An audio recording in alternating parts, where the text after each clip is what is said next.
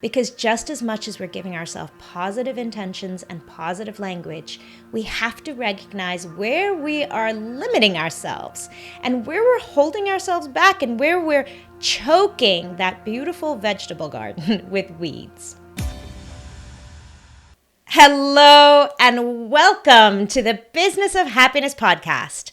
I'm your host, Dr. Tarryn McCarthy, and today is going to be a great day because today we are weeding out those negative thought patterns because your habit of negative thought patterns is ruining your happiness.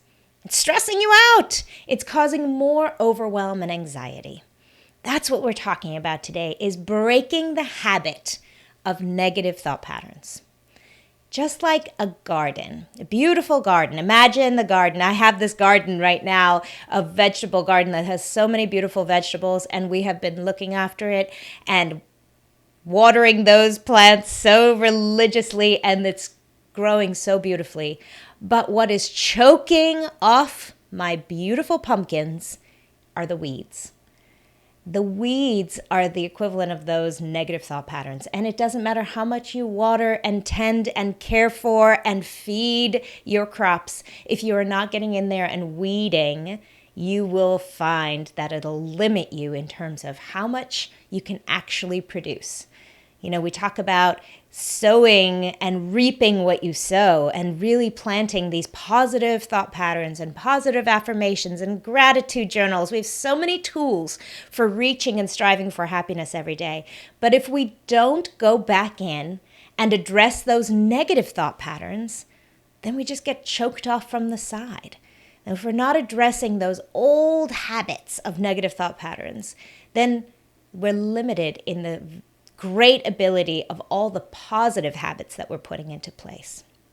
You know, in 2016 is when my brother passed away, when my brother took his life. And I think I've spoken about this many times on the podcast.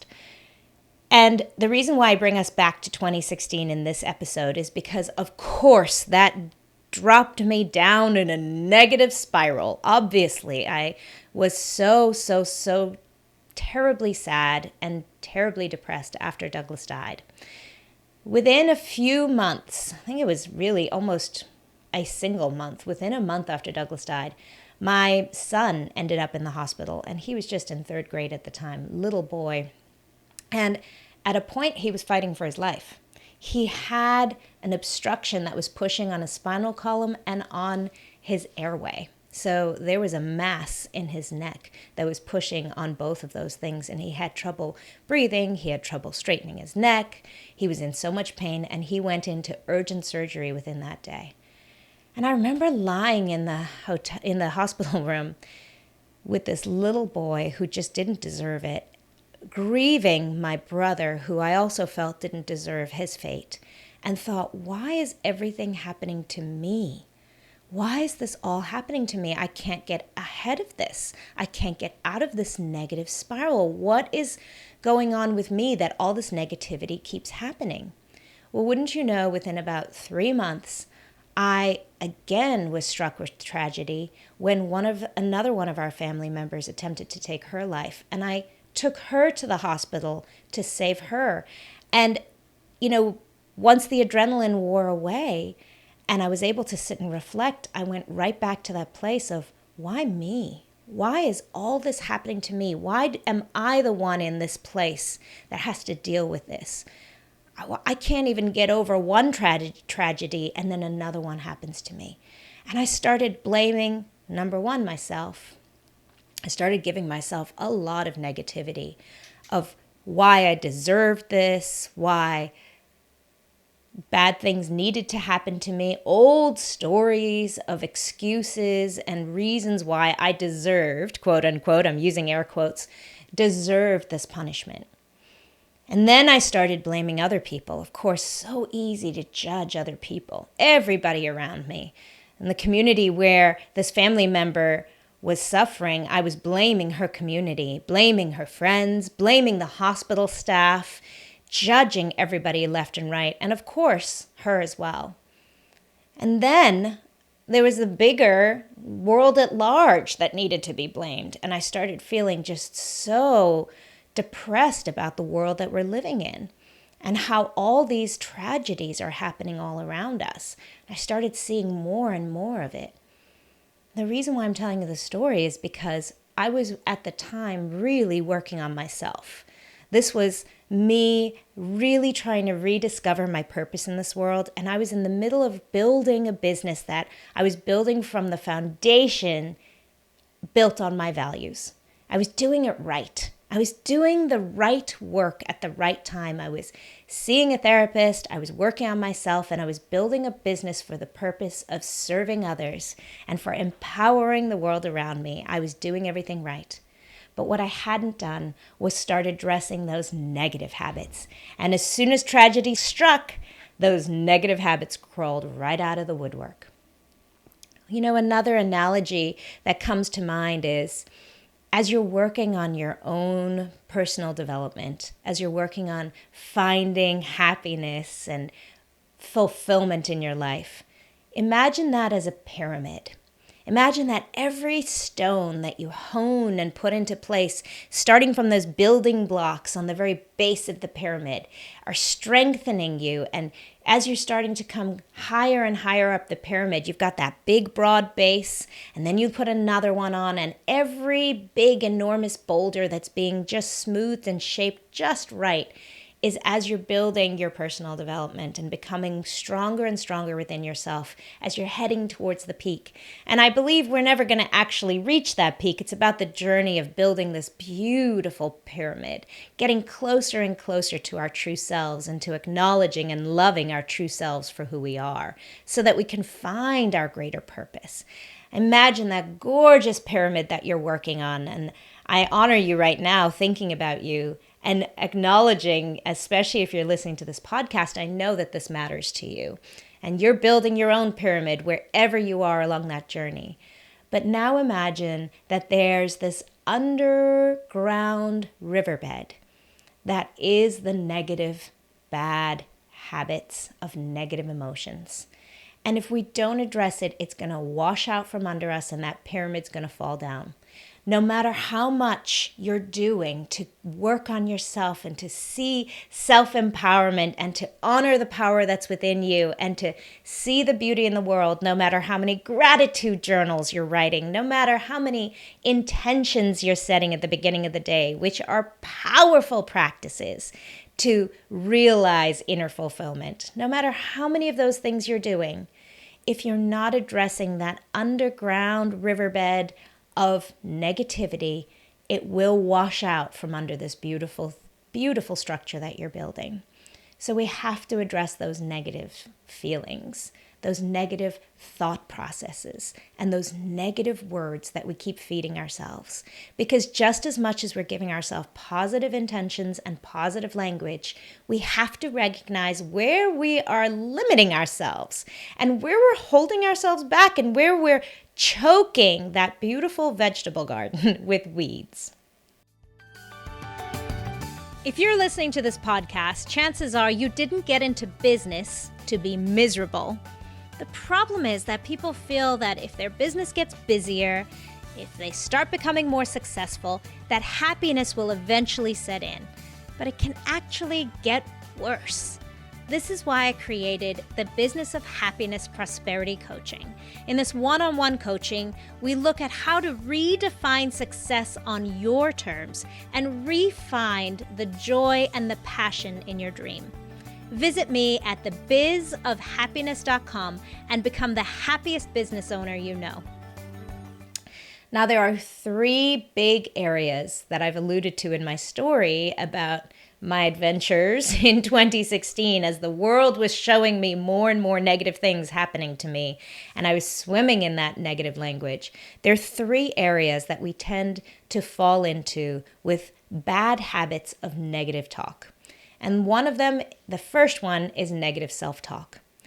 Once again, no matter how much you try to give yourself positive language and positive self-talk, if we don't address those negative conversations in our head, we're never going to believe the positivity. If all day you're telling yourself, you can do it, you've got this, and yet you're berating yourself behind the scenes, it won't work.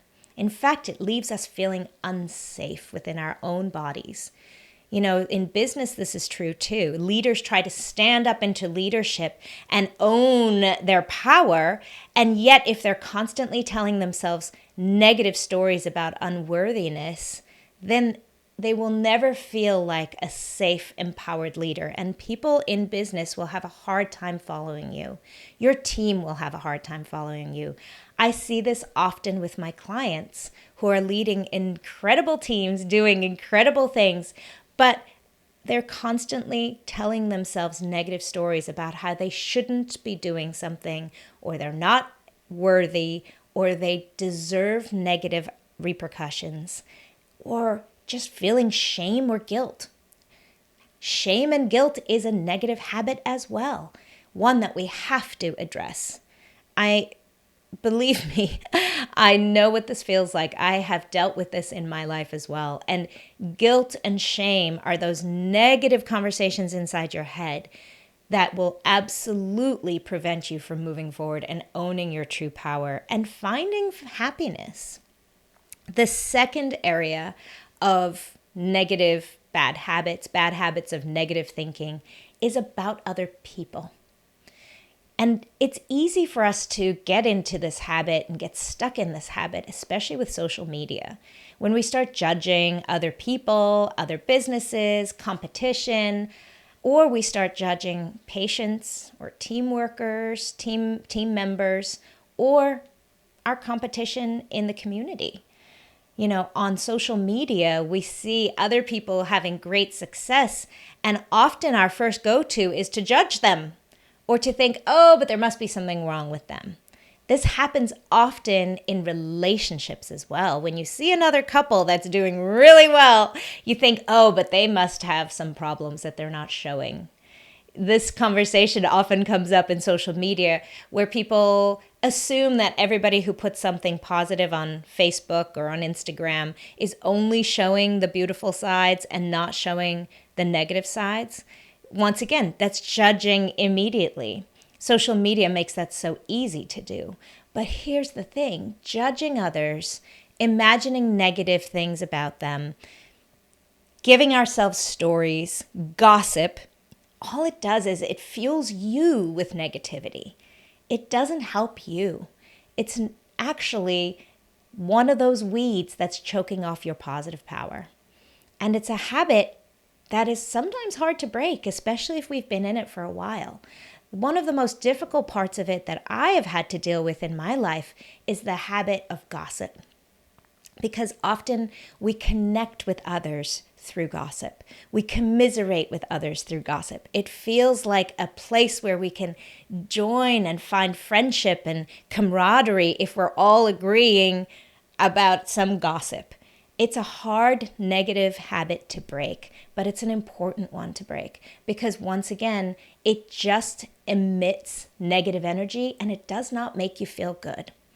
And then the third bad habit of negative thinking is the bad habit of thinking negatively about the community and the greater world. So we talked about the first one, negative self-talk and the bad habit of berating yourself. The second one, berating others or gossip or judgment of others, that habit. And then the third habit is that of seeing the world as a negative place, our community, kind of imagining that everything is happening around us is happening in a destructive way, seeing only the bad in the world. And this is so easy to do, especially when you listen to the news or during election season or when there's some tragedy that's happening in the world. My heart breaks for Haiti, who just recently had this terrible tragedy of the rating of 7 earthquake that, Haiti just seems like they've had so much to deal with. But if we start swimming in the negativity, it only deflates us and cutting us off of our power. If we start imagining and talking about how capitalism is so bad or that there's so many cultures in this world that are negatively impacting whole groups of people, That is true, and we should not ignore it. But where can we find the positive power in it? Where can we find the strength to make positive change?